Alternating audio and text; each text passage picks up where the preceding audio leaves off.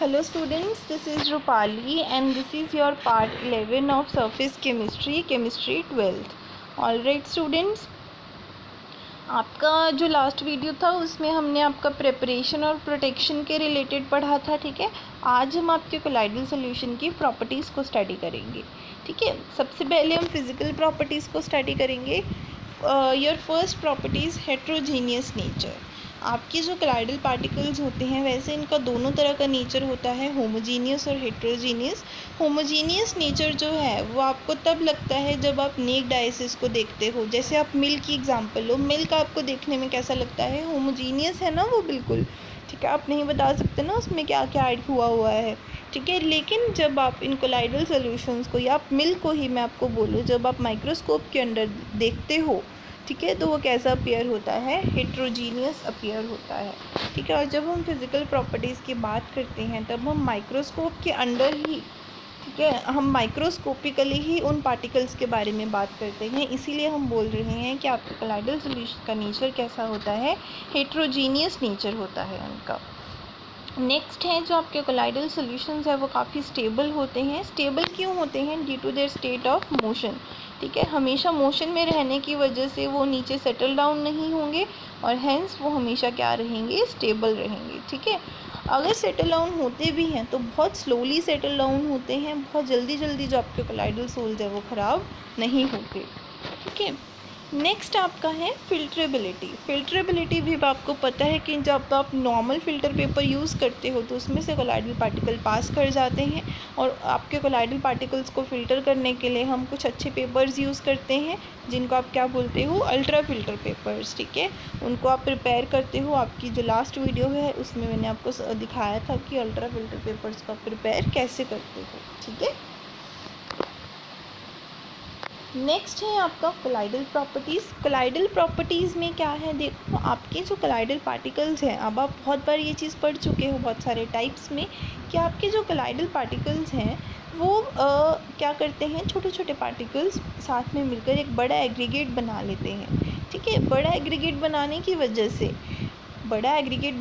वजह से उनका मॉलिक्यूलर मास बढ़ गया, ठीक है। हेंस उनके नंबर ऑफ़ पार्टिकल्स कम हो गए, ठीक है। एग्रीगेट्स बना रहे हैं ना, वो 10-10 पार्टिकल्स मिलकर एक एक पार्टिकल बना रहा है, ठीक है। तो वहाँ पर नंबर ऑफ़ पार्टिकल्स कम हो गए ना। आप तो एक एग्रीगेट को ही एक पार्टिकल मानोगे ना, चाहे वो 10 से मिलकर बना है चाहे 100 से मिलकर बना है, ठीक है। तो यहाँ पर आपके नंबर ऑफ़ पार्टिकल्स कम हो गए, ठीक है। हेंस आपकी जो कोलाइडल प्रॉपर्टीज़ हैं वो भी कम होती हैं आपके कोलाइडल सॉल्यूशन की, ठीक है। आपकी जो कॉलिगेटिव प्रॉपर्टीज़ हैं वो कोलाइडल सॉल्यूशन की क्या होती हैं, कम होती हैं अगर आप ट्रू सॉल्यूशंस इसको कंपेयर करते हैं, ठीक है। और इन जो कोलाइडल सॉल्यूशंस जो आपके होते हैं इनका बॉइलिंग और फ्रीजिंग पॉइंट, ठीक है, दोनों ऑलमोस्ट सेम होते हैं इनकी सॉल्वेंट के विद रिस्पेक्ट टू। जैसे अगर मैं बात करूँ वाटर और मिल्क की, और मैं बोलूँ कि वाटर आपका सॉल्वेंट है मिल्क में, ठीक है, तो जितने टेम्परेचर के ऊपर आपका वाटर बॉयल करेगा उतने ही ऑलमोस्ट टेम्परेचर के ऊपर आपका मिल्क बॉयल करता है, ठीक है। जितने टेम्परेचर के ऊपर आपका वाटर फ्रीज़ होगा उतने ही टेम्परेचर के ऊपर ऑलमोस्ट आपका मिल्क फ्रीज़ होगा, ठीक है। इनका लोअरिंग इन वेपर प्रेशर भी ऑलमोस्ट नेग्लिजिबल होता है। ऐसे क्यों? क्योंकि जब सॉल्वेंट और आपके जो सॉल्यूशन है उनका नेचर काफ़ी ज़्यादा सिमिलर है तो उनका वेपर प्रेशर भी बहुत कम नहीं होगा, ठीक है। तो चेंज इन वेपर प्रेशर क्या रहेगा, ऑलमोस्ट नेग्लिजिबल रहेगा, ठीक है। बट जो आपकी ऑस्मोटिक प्रॉपर्टीज़ है ना कोलाइडल सॉल्यूशन की, वो होती तो कम है लेकिन सिर्फ वही प्रॉपर्टीज़ हैं, वही कॉलिगेटिव प्रॉपर्टीज़ हैं जिनको आप अच्छे से स्टडी कर सकते हो, ठीक है। मतलब आपकी जो कोलाइडल सॉल्यूशंस हैं उनमें जो ऑस्मोटिक प्रेशर वाली प्रॉपर्टीज़ हैं उनको आप सबसे अच्छे से स्टडी कर सकते हो, जितनी भी आपकी 4 कॉलिगेटिव प्रॉपर्टीज़ हैं। क्लियर है? ये इंपॉर्टेंट पॉइंट है आपका।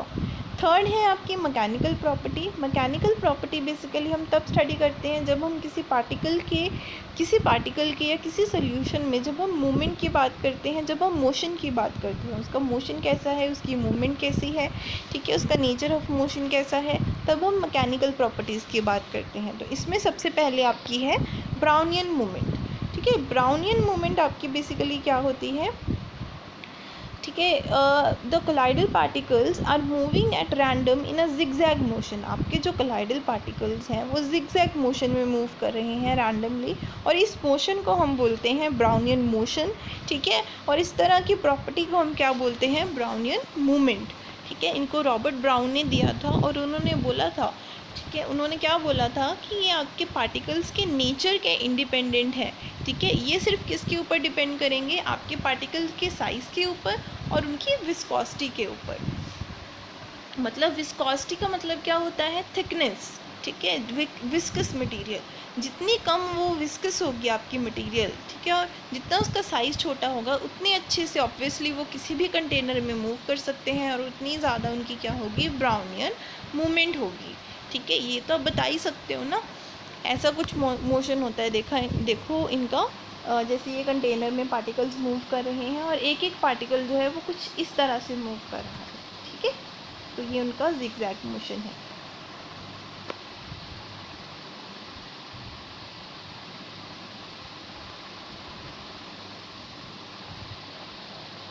इसका अब रीज़न क्या है कि ब्राउनियन मूवमेंट होती क्यों है, वो इसलिए होती है जब आपके डिस्पर्शन मीडियम और जो आपके पार्टिकल्स हैं, मतलब आपके सॉल्वेंट और आपके कोलाइडल पार्टिकल्स जब एक दूसरे के साथ बम्बार्ड करते हैं ना, वो बम्बार्डमेंट्स बड़ी अनबैलेंस्ड होती हैं, बैलेंस्ड बम्बार्डमेंट्स नहीं होती।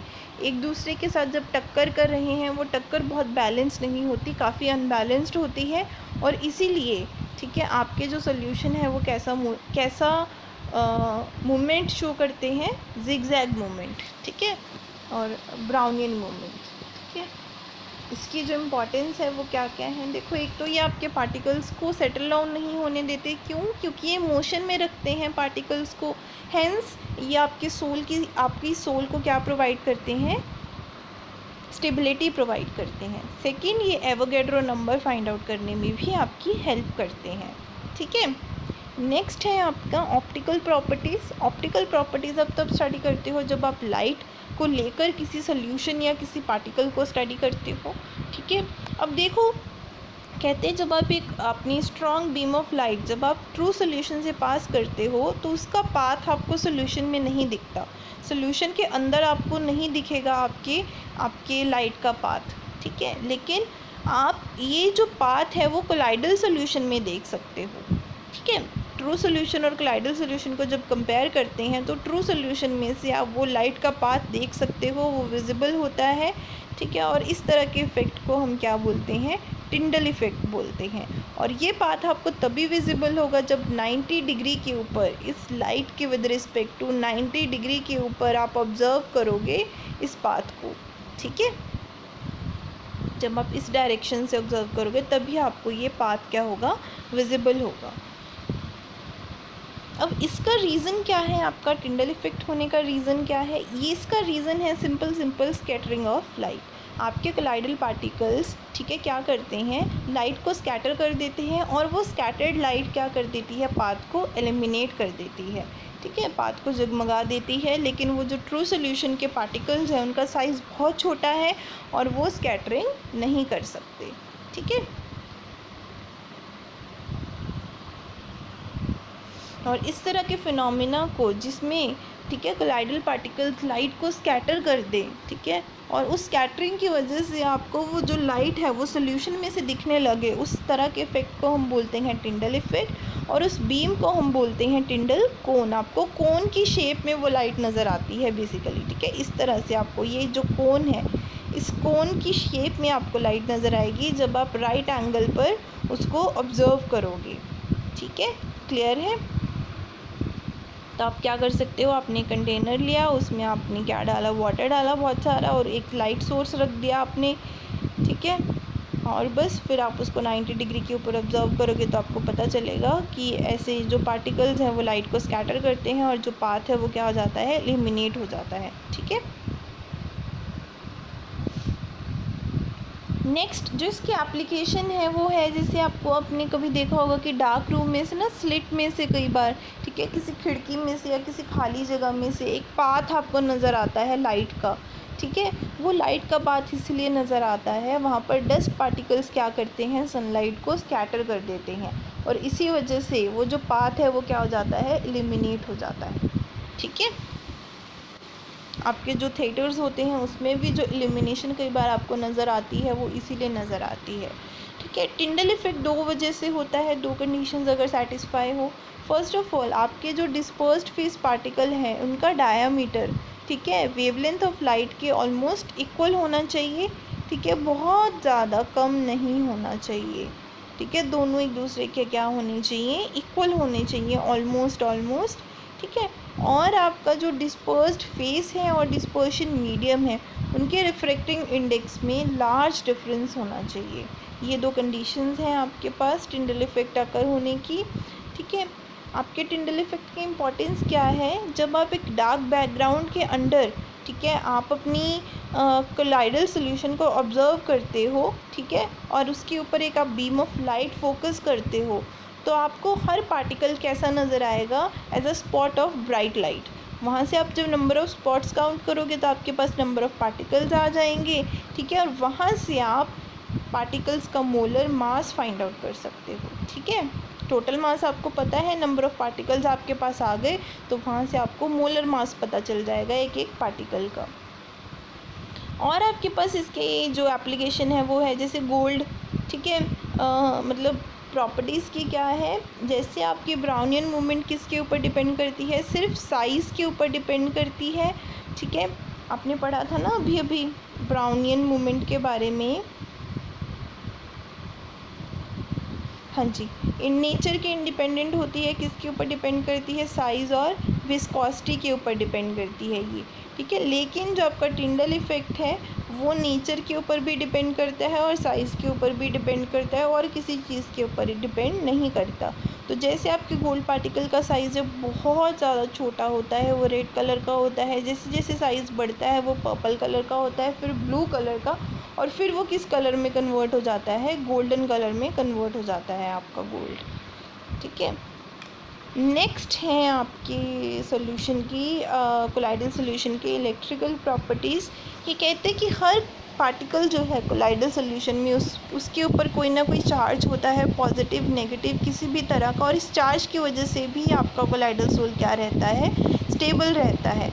एग्जांपल है आपके पास जैसे गोल्ड और आर्सेनिक सल्फाइड जो हैं वो नेगेटिवली चार्ज सोल्स हैं, और जो आपके आयरन फेरोक्साइड हैं, आपके फेरिक हाइड्रोक्साइड हैं और एल्युमिनियम हाइड्रोक्साइड है, वो पॉजिटिवली चार्ज क्या है, कोलाइडल सोल्स हैं। ठीक है, अब देखो जो ये चार्ज है आपकी कोलाइडल सोल के ऊपर वो बेसिकली आता कहाँ से है। ठीक है, वो कैसे आता है, फर्स्ट ऑफ ऑल इसका रीज़न है जब आपके डिस्पर्स्ड फेस और डिस्पर्शन मीडियम के पार्टिकल्स एक दूसरे के साथ बम्बार्ड करते हैं। ठीक है, तो क्या होती है बेसिकली दोनों के बीच में रबिंग। ठीक है, और उस रबिंग की वजह से हमारे पास क्या आती है, फ्रिक्शन आती है। ठीक है,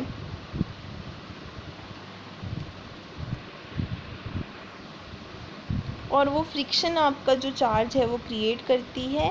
ठीक है, और क्या है इसका रीज़न, जो आपका सेकंड रीज़न है उसको हम एग्जांपल से समझेंगे। देखो, अगर मैं बोलूँ कि मैं एक AgNO3 सोल्यूशन लूँ और उसमें मैं KI डाल दूँ, तो आपने ये बहुत बार पढ़ा होगा कि जब आप सिल्वर नाइट्रेट को किसी भी हेलाइड सॉल्ट में डालते हो तो आपके पास क्या बनते हैं, प्रेसिपिटेट्स बनते हैं सिल्वर हेलाइड के। तो मैंने यहाँ पर AgNO3 में जब मैंने पोटाशियम आयोडाइड डाला तो मेरे पास किसके प्रेसिपिटेट्स बन गए, सिल्वर आयोडाइड के। ठीक है, तो फर्स्ट मैं केस ले रही हूँ जिसमें मैंने क्या किया, आयोडीन जो आपका पोटाशियम आयोडाइड है उसको क्या ले लिया, एक्सेस में ले लिया। ठीक है, मतलब मेरे प्रेसिपिटेट्स बनने के बाद भी सोल्यूशन में क्या प्रेजेंट है, पोटाशियम आयोडाइड। तो आपका जो AgI है वो क्या करेगा, कुल पोटाशियम और आयोडाइड में से, ठीक है, सिलेक्टिव एड्जॉर्प्शन करेगा अपनी सरफेस के ऊपर। ठीक है, और वो किस आयन की एड्जॉर्प्शन करेगा, जो आयन उसके कॉन्जिक्यूटिव आयन्स के साथ क्या हो, कॉमन हो। मतलब जैसे इसमें क्या क्या है, सिल्वर आयोडाइड में सिल्वर और आयोडाइड, अगर पोटाशियम आयोडाइड में सिल्वर और आयोडाइड में से कोई एक चीज़ प्रेजेंट है, जैसे आयोडाइड प्रेजेंट है ना, तो सिल्वर आयोडाइड क्या करेगा, अपने ऊपर उन आयन्स को क्या कर लेगा, एब्जॉर्ब कर लेगा। ठीक है, और जो बाकी आपके पोटाशियम आयोडाइड जो आपके पोटाशियम आयन्स हैं या आपके पास के पॉजिटिव आयंस है वो सोल्यूशन में ही रहेंगे, सो दैट न्यूट्रलाइज्ड रहे आपका सोल्यूशन, ठीक है। और इसकी वजह से आपके हर पार्टिकल के ऊपर क्या क्रिएट हो जाएगा, चार्ज क्रिएट हो जाएगा, और इस चार्ज की वजह से आपके पार्टिकल्स क्या रहेंगे, स्टेबल रहेंगे, ठीक है। तो this is your selective adsorption of ions. क्या आपके पार्टिकल्स क्या करते हैं, आपके पास जो भी प्रेजेंट है आपके सॉल्यूशन में, ठीक है, जो भी नया सब्सटेंस प्रेजेंट है उसमें से किसी एक आयन को एड्जॉर्ब कर लेते हैं, ठीक है, और that ions should be common with their own lattice ions, ठीक है। एक और एग्जांपल जैसे मैं आपको देती हूँ, अगर मैं बोलूँ, ठीक है, वैसे ही मैंने क्या किया, अपना सिल्वर आयोडाइड फॉर्म कर लिया आपके प्रेसिपिटेट्स, और इसमें मैंने AgNO3 डाल दिया एक्सेस में। पहले मैंने पोटाशियम आयोडाइड डाला था ना, अब मैंने AgNO3 डाल दिया, तो अब सिल्वर आयोडाइड के ऊपर कौन सा आयन एड्जॉर्ब होगा, सिल्वर या नाइट्रेट? ऑब्वियसली कौन सा एड्जॉर्ब होगा, सिल्वर, क्योंकि सिल्वर उसके साथ क्या है जी, कॉमन आयन है आपके सिल्वर आयोडाइड में जो आपका सिल्वर है, ठीक है। तो ऐसे सिलेक्टिव एड्जॉर्प्शन होगी, और आपके जो नाइट्रेट आयन है वो सोल्यूशन में ही रहेंगे, और आपके सोल के ऊपर क्या आ गया, चार्ज आ गया हर पार्टिकल के ऊपर, इससे वो क्या हो जाएगा, स्टेबल हो जाएगा, ठीक है। इस वीडियो में अगर आपको कोई भी डाउट है तो नीचे जो आपको ईमेल आईडी और फ़ोन नंबर दिया हुआ है उसके ऊपर आप अपना डाउट मेरे साथ शेयर कर सकते हो, ठीक है। और आप इसको अच्छे से पढ़ो। नेक्स्ट वीडियो में हम इसी टॉपिक को आगे लेके जाएंगे, और आपका 2 वीडियोज़ में, 1 या 2 वीडियोज़ में आपका ये चैप्टर क्या हो जाएगा, कंप्लीट हो जाएगा। Okay students.